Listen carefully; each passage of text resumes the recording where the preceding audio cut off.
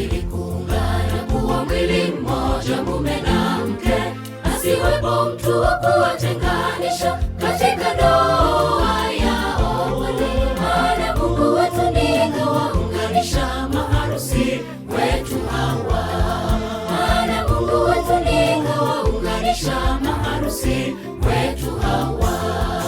Ni mpango wa Mungu wawili kuungana kuwa mwili mmoja, mume na mke, asiwepo mtu wa kuwatenganisha katika ndoa yao. Maana Mungu wetu ndiye kawaunganisha maharusi wetu hawa. Maana Mungu wetu ndiye kawaunganisha maharusi wetu hawa. Ndoa ikawe ya baraka, amani, furaha, upendo vitawale. Katika nyumba yenu pasiwepo mafarakano, majivuno. Mtangulizeni Mungu kwa kila jambo, nyumba yenu itakuwa mbingu ndogo, naye Mungu atakuwa ndani yenu. Ndoa ikawe ya baraka, amani, furaha, upendo vitawale. Katika nyumba yenu pasiwepo mafarakano, majivuno.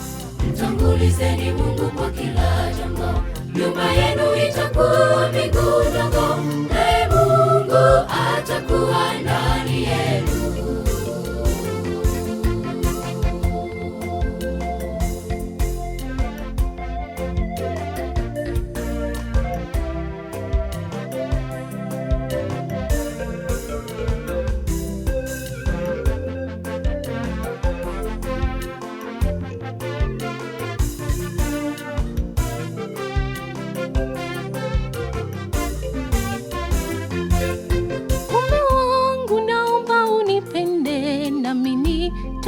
Kuheshimu, kwani ndilo agizo la Mungu alilotupatia. Tuishi kwa furaha, tusichokozane, hakika tutaishi kwa amani, na Mungu awe wa kwanza kwa kila jambo tufanyalo. Mke wangu, mimi nitakupenda, ila nawe uniheshimu, kwani ndilo agizo la Mungu alilotupatia. Tuishi kwa furaha, tusichokozane, tutaishi kwa amani, na Mungu awe wa kwanza kwa kila jambo tufanyalo. Tuwaombea muishi maisha marefu, enyi wanandoa. Mungu awe kimbilio lenu kwa kila changamoto. Watoto wawe mibaraka katika familia yenu, ibada isikosekane ndani ya nyumba yenu. Ndoa ikawe ya baraka, amani, furaha, upendo vitawale. Katika nyumba yenu pasiwepo mafarakano, majivuno.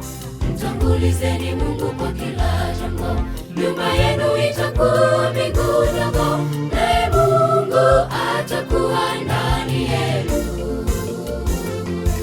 Ndoa ikawe ya baraka, amani, furaha, upendo vitawale. Katika nyumba yenu pasiwepo mafarakano, majivuno. Mtangulizeni Mungu kwa kila jambo, nyumba yenu itakuwa mbingu ndogo, naye Mungu atakuwa ndani yenu.